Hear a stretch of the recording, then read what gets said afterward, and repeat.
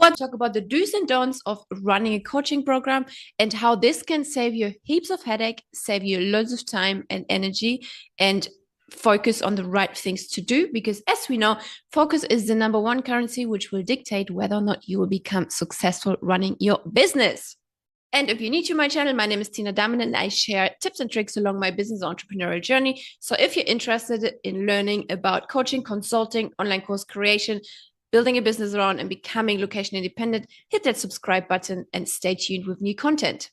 And also, if you're interested in getting into high ticket coaching, high ticket sales, high ticket offerings, high ticket done for you services, click the link somewhere on this video and join our high ticket challenge where you will learn all the ins and outs about creating an irresistible high ticket offer, how to market and sell those, where to find your audience, how to speak to your audience, and how to stay consistent building a multiple six-figure business organically. Without further ado, let's get into the do's and don'ts of running a coaching business. First, let's start with the don'ts, then we're going to get into the do's, okay? So the first don't is not having a content library in your coaching program. So it creates so many problems on so many levels. And this is my own experience as well, since I teach a lot around course creation. I first started out teaching online courses a lot, right? And then I transitioned into the two-stage cycle, which teaches people how to turn their online course business into a high-ticket business. So that's why I know so many things about online course creation, creating really, really good content in order to get your students to the end result fast, right? And this is one of my experiences. So I had with other coaching programs when I signed up, even high-ticket coaching programs, and I couldn't believe it. There was no content for this specific thing I signed up for, right? So not having a content library when signing high ticket clients or any kind of coaching business really is so bad for your students. And here is why. So let's say you're selling, oh, hey, learn from me how you can run Facebook ads profitably in, I don't know, 3 weeks or something like that, right? So you need to make sure that you offer video content, step-by-step tutorials and guides for the people from the start, like how to set up your Facebook ads account, what is a pixel, where to place the pixel, how to create a pixel in the first place, and all of these kind of like basic setups every student has to go through, right? Like there's certain things everybody has to do in order to get started with Facebook ads. So if your unique selling point is, hey, my coaching program is all about running Facebook ads, teaching you how to do that, or it's part of your business mastermind, for example, you need to have videos on that, right? Because if you don't, you're slowing down your students' progress, which is really not fair, right? So if you don't have that content, your student constantly needs to rely on you.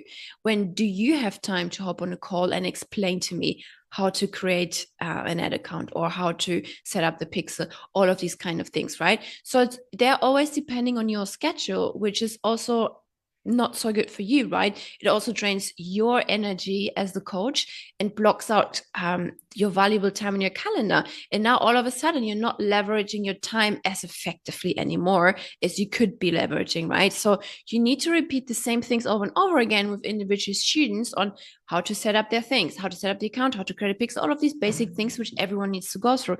It's a different thing of looking over someone's running ads and giving feedback on that or giving feedback on copy, right? Because everyone is different. There are certain things which you can set up from the start, like which you can record on videos, which everyone has to go through, right? So really make sure that you have those videos in place, really short step-by-step recordings, nothing too complicated, really concise, really straight to the point. So people can get started in their own time and they don't have to rely on your time, on your availability and your schedule. So they can make their own progress as fast as possible, right? So if you're looking to host online courses, by the way, you should go and check out Coach Marketing Hub, which is our all-in-one platform that allows you to host unlimited courses. Unlike Kajabi, Thinkific, all the other platforms out there where there's limitations on tiers, we do not have any limitations as of yet. So if you click the link in the description below, get your 2 weeks free trial and host as many online courses as you want, okay? So now let's get into don't number 2. Not delivering on your promises. And again, ladies and gentlemen, this is also very close to my heart because it was one of my very few first experiences when I hired coaches and whatnot, or wannabe coaches. And it seems so obvious, right? Hey, deliver what you promise, but it's really not a given in this industry. It's so saturated, and so many people out there promise everything to you, and then when you get into the coaching program, you're like, okay, what the heck is this, right? So make sure you're actually delivering on the promises. You need to actually talk about the things you're offering, and you also need to talk about the things you're not offering, right? So here's my experience. I'm going to share this really quick with you. At the beginning, I signed up for a coaching program where the promise was, hey, we record all the coaching lessons. If you can't make it due to time zone issues or whatever, no worries. We record this and upload it into a forum, which I also do, by the way. So I think it's very, very helpful for people to just catch the replays. And so the time of the coaching program was up and I was behind, and I wanted to catch up on the coaching sessions. There were like a few coaching sessions which I could take. I really wanted to watch the replays though, right? So the coach started a new round of that program and promised I would get access to the old recordings if I would resubscribe to the new round. So I did, because I really wanted to just finish the thing. I didn't mind paying again for the same thing because I just wanted to finish it, right? So when entering the program, there was no previous coaching calls saved anywhere. Okay. I reached out to support where I could find those videos. And that was the reason why I resubscribed, obviously, right? So they told me couldn't get access to those because it's a new round and they don't give access to those recordings. So they had a no refund guarantee. Instead of giving me a refund, they offered me to join a much more expensive coaching program of theirs, which I wasn't ready for yet. And I could use that money against an investment, basically, which I didn't. So I basically lost that money because of false promises, right? So what do you think? How did that make me feel? And it was a low ticket. It was $1,000, right? And it was also a very, very well-known coach in the industry, and I still can't get my head around this to date.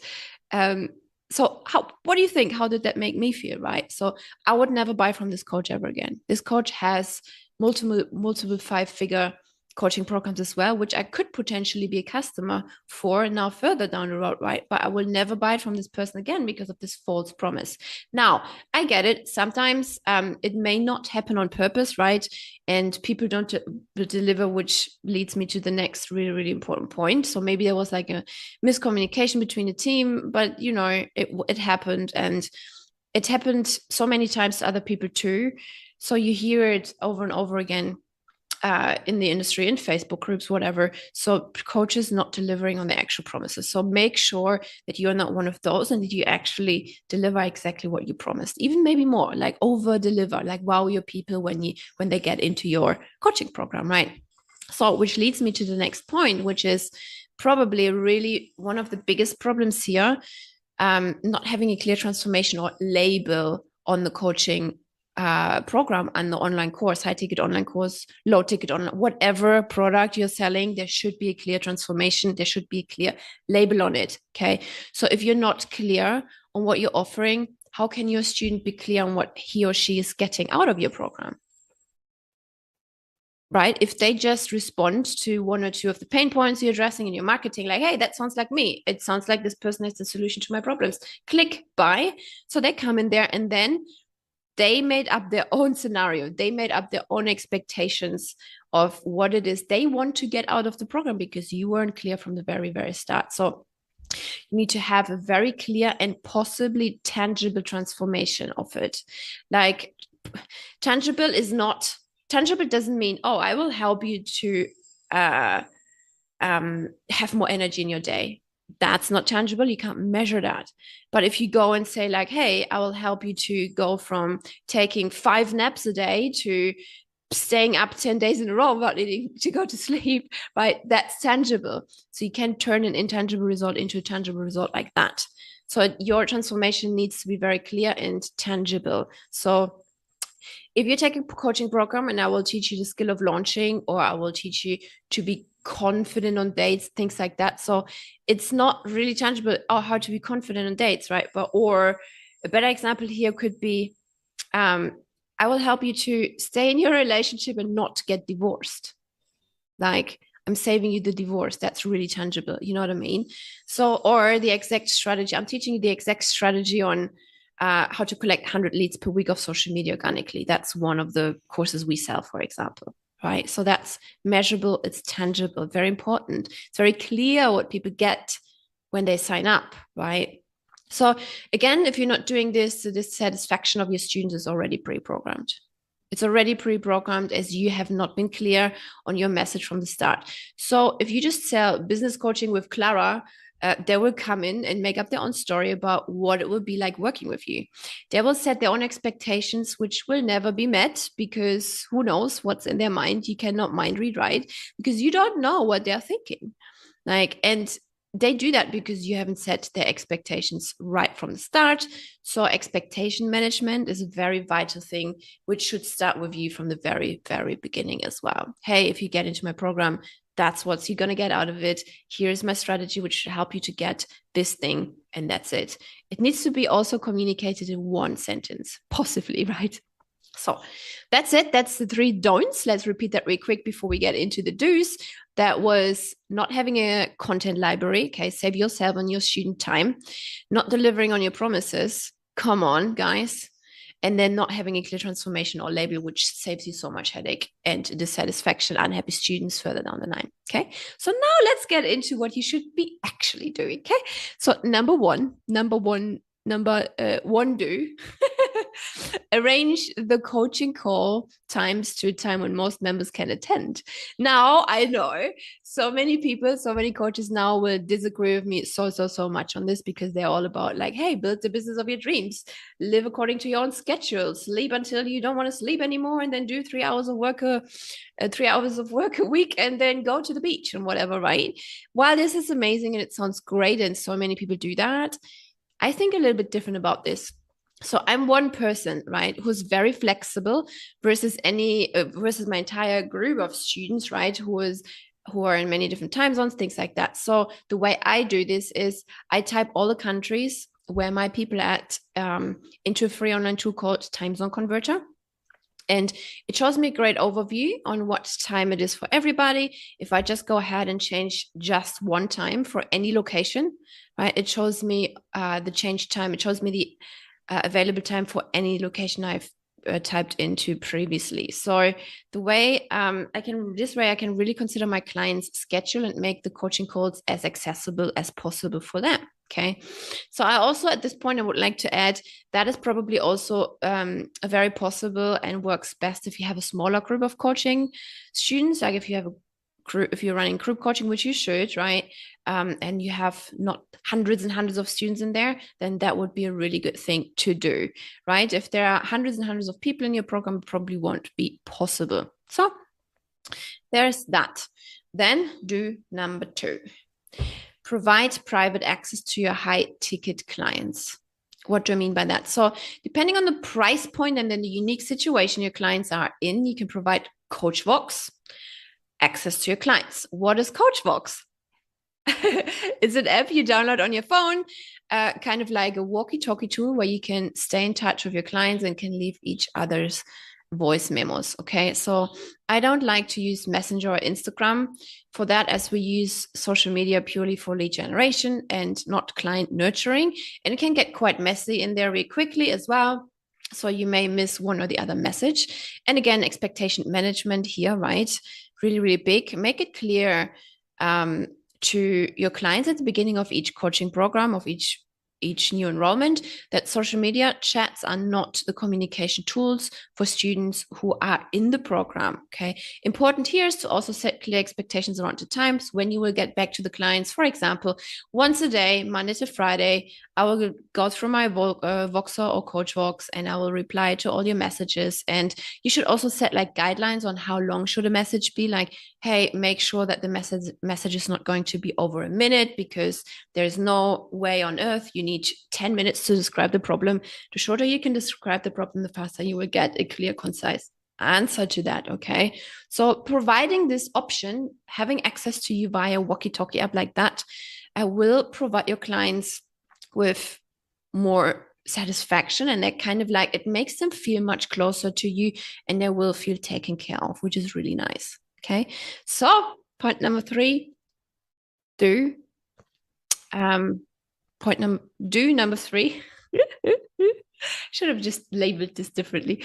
Have quarterly check-ins with your people. Okay. So one thing I have learned over the time is that not everyone stays motivated and on track all of the time, including me, believe it or not, right? I did not believe that at the beginning when I started my entrepreneurial journey. I thought, oh, yeah, I can do everything all the time at all times.